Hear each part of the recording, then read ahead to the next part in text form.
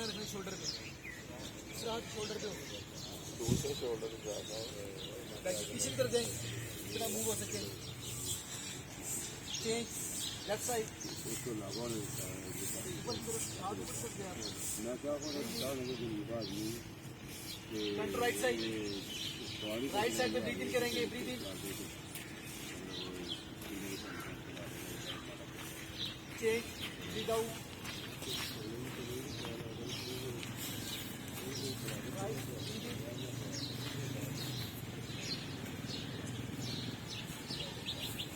change, breathe out,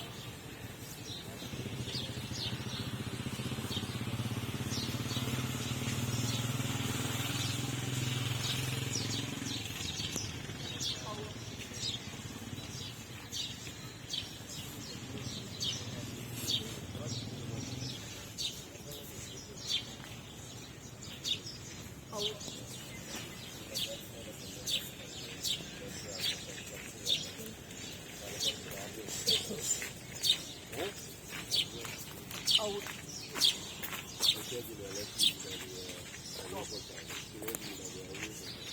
हाथों कमर पर रखना,